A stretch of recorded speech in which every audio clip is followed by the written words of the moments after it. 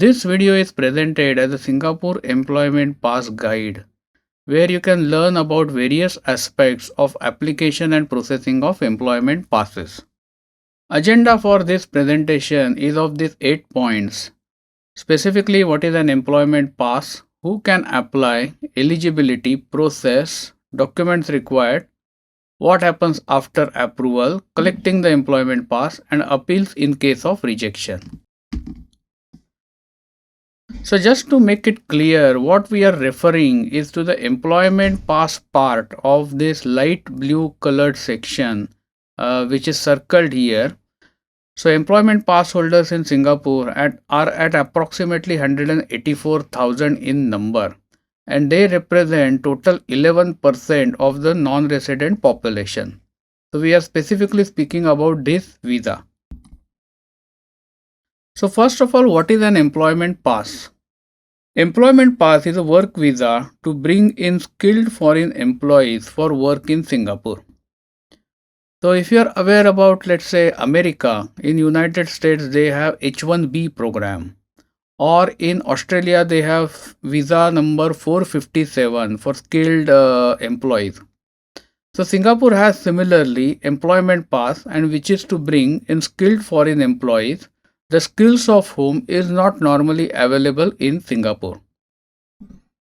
These employees who come on employment pass are normally white collar employees, and they tend to have graduate or higher education. The typical roles that they will be handling are professionals, specialists, management level positions, directors of the companies, and even owners of the businesses. And they encompass almost all the industries: banking and finance, tourism, shipping, management, consultancy, real estate. Everywhere their presence is seen. The salary level of these employees typically range from $3,900 per month at the lowest level, because $3,900 is the minimum salary for employment pass approval, and it is not uncommon to see bank president and CEOs getting more than $1 million by way of annual compensation. So one key point to understand here that there are no quota conditions for employment pass. What that means is you can employ a person on employment pass even if there are no local employees in your company. At the same time, keep it in mind that approval of employment pass is by Ministry of Manpower, and they will decide it on case-to-case basis. The next question is then who can apply for an employment pass? So employment pass can be applied only by a Singapore registered business. And that business can be any type of business. For example, it can be sole proprietorship, partnership, LLP, or a company. Employment pass cannot be self-applied. That means a foreigner who is intending to work in Singapore will have to first find a job in Singapore, and then the company that decides to hire him will apply for his employment pass. You cannot go to immigration department and say that I want to have an employment pass, so please provide me one. Foreign companies intending to bring an employee on employment pass needs to first register their entity in Singapore, or the alternative option is to engage a PEO service. In normal circumstances, a Singapore-based business entity will give a job offer to a foreign candidate, and after the foreign candidate has accepted that job offer, the company will proceed for filing the application for employment pass. So what is the eligibility for applying for employment pass? So the eligibility criteria is listed here. The candidate must have a job offer in Singapore from the employing company. He works in a managerial, executive, or specialized positions. The minimum salary for employment pass is 3,900 Singapore dollars, and this keeps on changing. So if you are watching this video, please check the Ministry of Manpower website for the latest amount. For the older, more experienced candidate, higher salary is required, and generally that salary will be upward of 5,000 Singapore dollars per month. In addition to this, the candidate must have acceptable qualification, usually a good university degree, professional qualification, or specialized skills. If this eligibility criteria is met, then the application for employment pass can be filed. What are the documents required for filing the employment pass? So the first document that we need is the employment pass application form duly completed and signed by the company representative as well as by the candidate. Then the personal particulars page of the candidate's passport and candidate's educational certificates, example degree certificates or professional certificates. In some cases, candidates are required to provide mark sheets of their educational qualification, and in some other cases, verification of qualification from a third-party external agency may be required. Keep it in mind that if such a verification is required, this can add to the processing time. The process of filing employment pass is simple.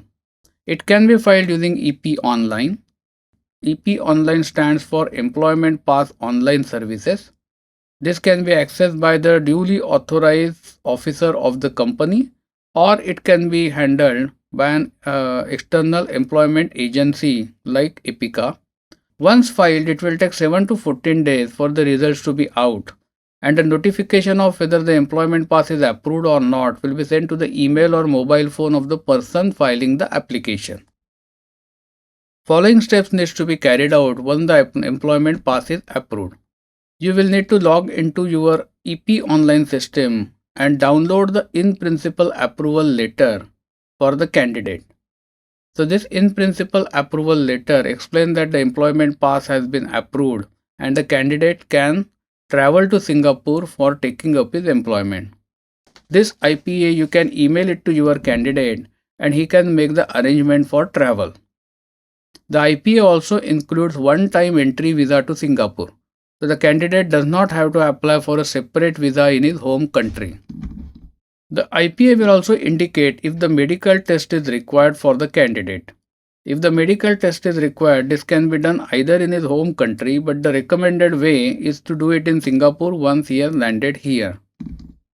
And lastly, the IPA will also state what original documents he will need to bring along with him, which might be verified by Ministry of Manpower at the time of issuing of employment pass.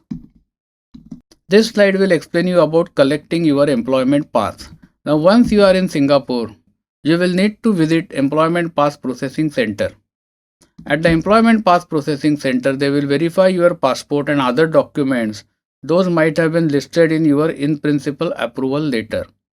After this, they will collect your thumbprint and finish the necessary steps, and then the employment pass card will be prepared and will send in 3 to 4 working days to your company or to the agency which filed your employment pass.